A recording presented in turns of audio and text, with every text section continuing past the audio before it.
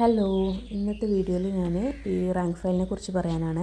Current അഫെയറിൻ്റെ എക്കണോമിക്സിൻ്റെയും രണ്ടും ഒരുമിച്ചിട്ടാണ് ഈ ഒരു റാങ്ക് ഫയലിലുള്ളത്.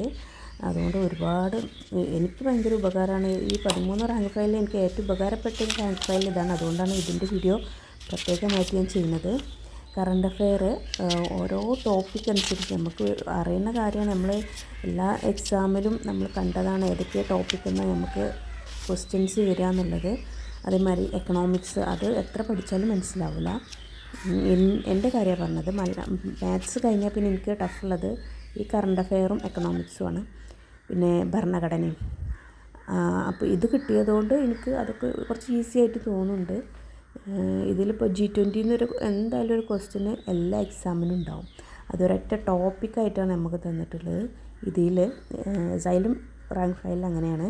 അതങ്ങനെ ഈ റാങ്ക് ഫയലിൽ എല്ലാ ടോപ്പിക്കായിട്ടാണ് കൊടുത്തിട്ടുള്ളത്. ഇങ്ങനത്തെ ടോപ്പിക്കല്ലേ നമുക്ക് ഉണ്ടാവില്ല എക്സാമിന് ഓരോന്ന്.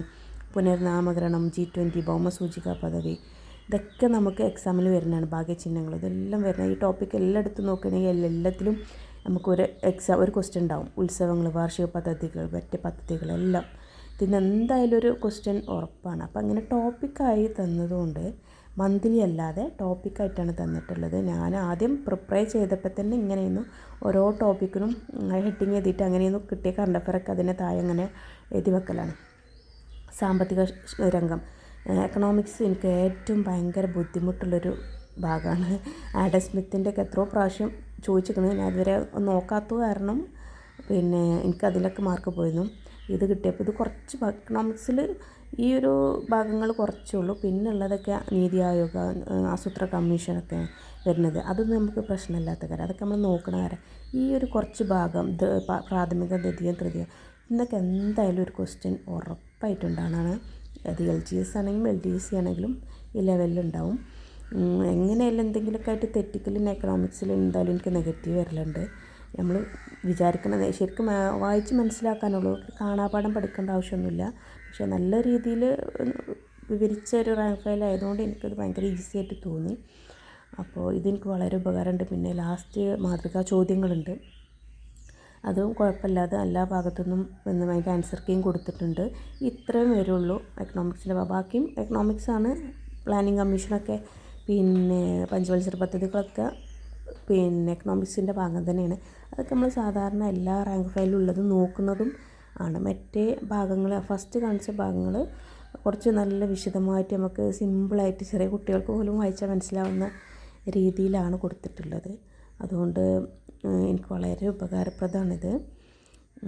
കഴിയുന്നതും ഇങ്ങനത്തെ ഇതുപോലത്തെയൊക്കെ എക്കണോമിക്സൊക്കെ നമുക്ക് അധികം റിവിഷൻ ചെയ്ത് മനസ്സിലാക്കി പഠിക്കേണ്ട കാര്യമാണ്. സയൻസ് ബേസ് ചെയ്തുകൊണ്ട് ഇത് കുറച്ച് മനസ്സിലാക്കാനൊക്കെ ബുദ്ധിമുട്ടായിരുന്നു. പക്ഷെ ഇപ്പോൾ കുഴപ്പമില്ല, ഇത് വായിച്ചതുകൊണ്ട് കുഴപ്പമില്ല. ഇത് അവിടെ കോച്ചിങ്ങിന് തന്നെ നമുക്ക് റാങ്ക് ഫയൽ ഇത് ഒരു പിന്നെ CAൻ്റെ ഒരു ബുക്ക്ലെറ്റ് തന്നിരുന്നു. ഇത് മന്ത്ലി ഉള്ളതാണ്. കുറച്ചുള്ളൂ, സിമ്പിൾ കുറച്ച് പോയിൻറ്റ്സ് ഉള്ളൂ. ഇത് ജനുവരി കണ്ടോ, അടുത്ത് വന്ന ഒരു പേജ് കഴിഞ്ഞ അടുത്ത ഫെബ്രുവരി ആയി. അത്ര കുറച്ച് പോയിൻറ്റ്സ് ഉള്ളൂ. ഇത് ഞങ്ങൾക്ക് ആദ്യം തന്നത്.